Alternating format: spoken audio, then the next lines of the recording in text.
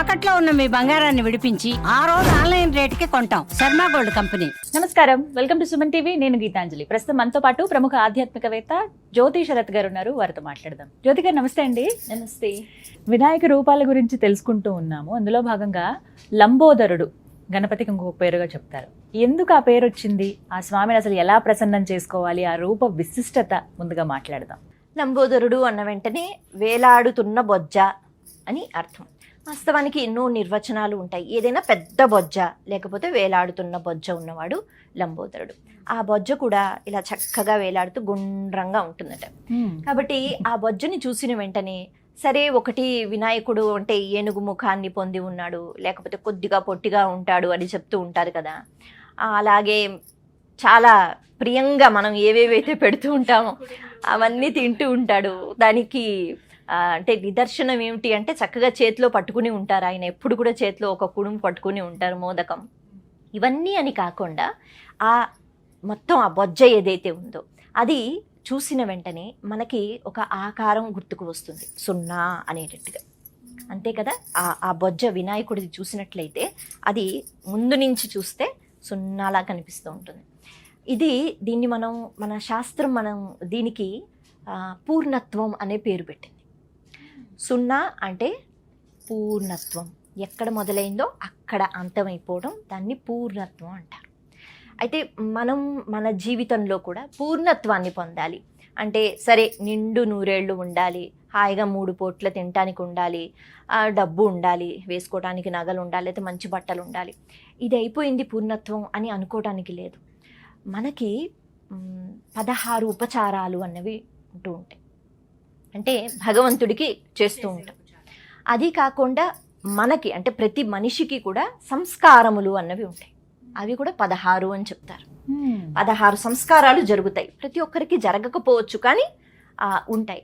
అది ఎప్పటి నుంచి మొదలవుతుంది అంటే తల్లి గర్భంలో ఆ పిండం పడిన దగ్గర నుంచి సంస్కారాలు మొదలవుతాయి.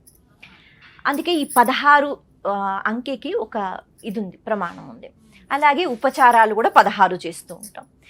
అయితే ఈ సంస్కారాలలో చిట్ట చివరిది అంత్యేష్టి సంస్కారం. అయితే మనం బొజ్జ గురించి మాట్లాడుకుంటున్నాం కదా, అక్కడికి ఎందుకు వెళ్ళాము అనే ఒక చిన్న సందేహం రావచ్చు.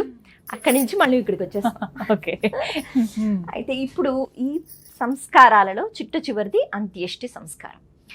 ఇలా సంస్కారాలు పక్కన పెడితే మనిషి కోరుకోవలసినవి కూడా ఒక 16 ఉంటాయట. ఈ 16 కోరుకుంటే పూర్ణత్వం లభిస్తుంది.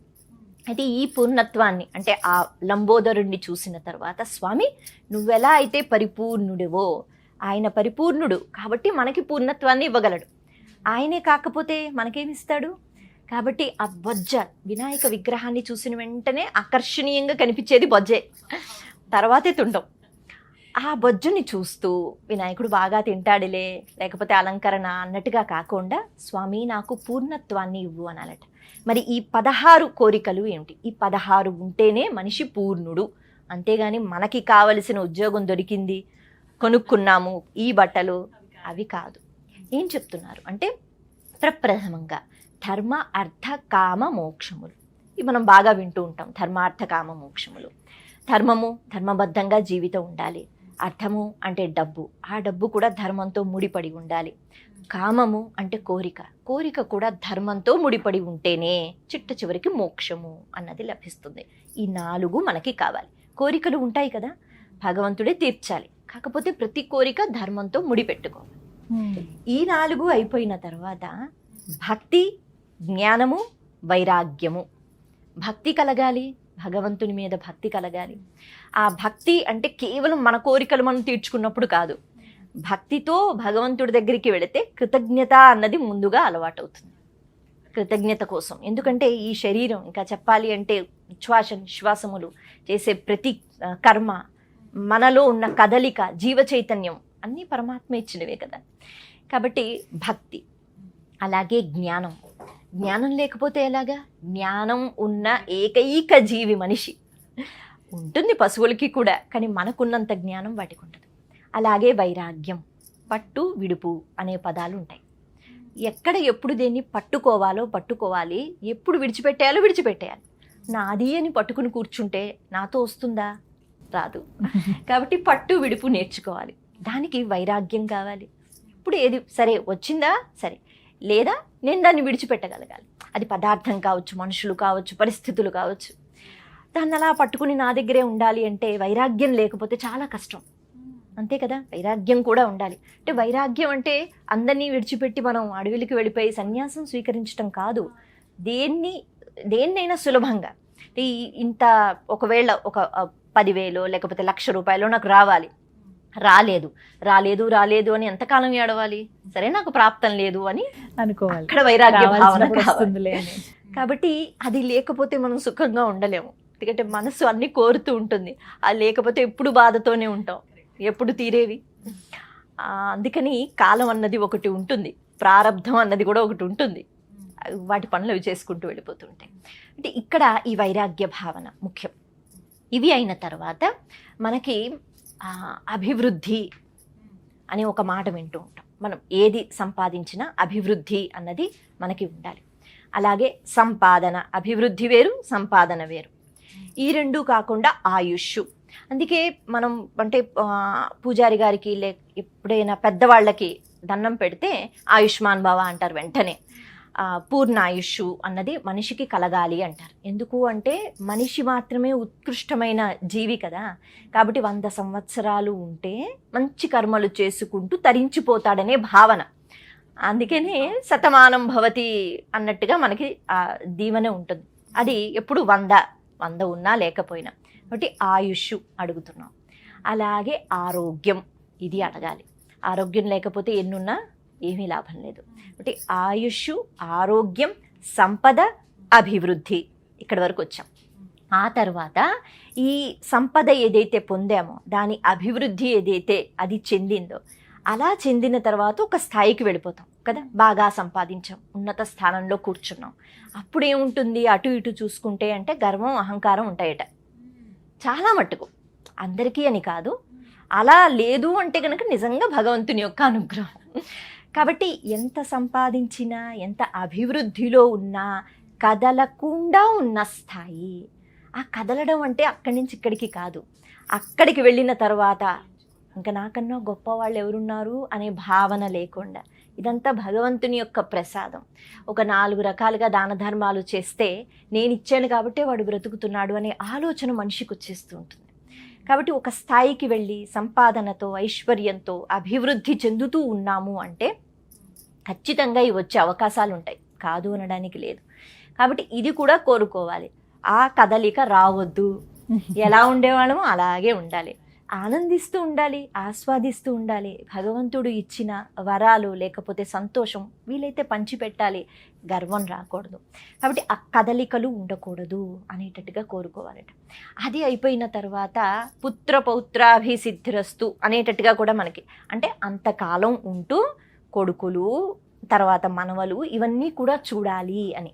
అంటే అదేదో ఆశ అన్నట్టుగా కాదు. ఇంట్లో పెద్దవాళ్ళు ఉంటే వాళ్ళు చెప్పే మంచి మాటలు వేరు, వాళ్ళ దీవెనలు అవసరము అనేటట్టుగా ఒక కోణంలో కూడా. కాబట్టి అంతకాలము ఆనందంగా ఇంట్లో వాళ్ళతో గడుపుతున్నాము కాబట్టి పుత్రుల్ని చూడాలి, పౌత్రుల్ని చూడాలి, అందరూ కలిసి పూజ చేసుకోవాలి అనేటట్టుగా ఒక భావన. ఇంకా చివరిగా కులదేవత అనుగ్రహం అంటారు. మనం ఎన్ని పూజలు చేసినాట ఒక్కసారి మన కులదేవత ఎవరు తెలుసుకోవాలట. మన ఇంట్లో ఎవరో ఒకరు ఉంటారు, చెప్తారు. అంటే అందరి దేవుళ్ళు ఒక్కటే కదా, మరి కులదేవతనే మనం అలా ప్రత్యేకించి పూజించాలా అంటే అటువంటిది ఏమి ఉండదు.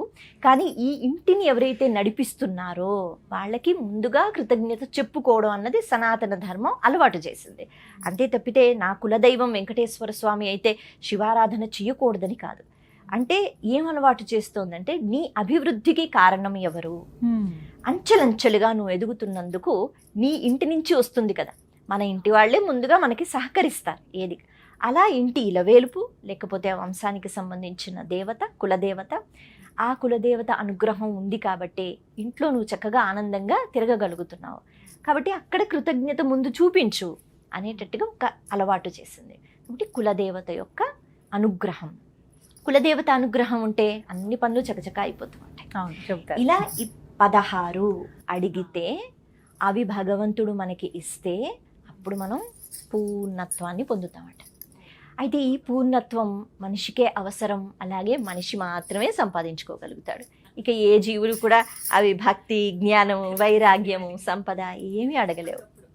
అందుకే లంబోదరుడు అంటే పెద్ద బొజ్జతో ఉన్న వినాయకుడిని చూసి, స్వామి ఈ పూర్ణత్వాన్ని నువ్వు మాకు ఇవ్వు, అందులో అన్నీ ఉన్నాయి, భక్తి ఉంది, జ్ఞానం ఉంది, కేవలం నాకేదో డబ్బు కావాలి, నేను హాయిగా ఉండాలి, అది కాదు పూర్ణత్వం. అలాంటప్పుడు భగవంతుడు అనుకుంటాడట, మనిషిగా పంపించిన తర్వాత నువ్వు కేవలం అలా ఏదో ఇంద్రియ సుఖం కోసం ఆనందించి వచ్చేస్తే మళ్ళీ మళ్ళీ పుడుతూ ఉంటామట. మళ్ళా పుట్టినప్పుడు మనిషిగా వస్తామో లేదో తెలియదు. అందుకని ఆ పూర్ణత్వాన్ని ఎప్పుడైతే కోరుకుంటామో అటువైపు అడుగులు వేస్తే చాలు, ఎప్పుడో ఒకప్పుడు పొందుతాం. మనం అనుకుంటాం నేను అన్నీ పొందాను అని, కానీ ఈ 16 ఎప్పుడైతే పొందుతామో నిజంగా మనం పరిపూర్ణైనట్టే. లంబోదరుణ్ణి చూసిన వెంటనే ఇప్పుడు మీ మాటలే గుర్తొస్తాయి. ఇంకా కనపడగానే ఇలాగే నమస్కరించుకోవాలి, పూర్ణత్వాన్ని ప్రసాదించమని అడగాలి. చక్కగా వివరించారండి, ధన్యవాదాలు.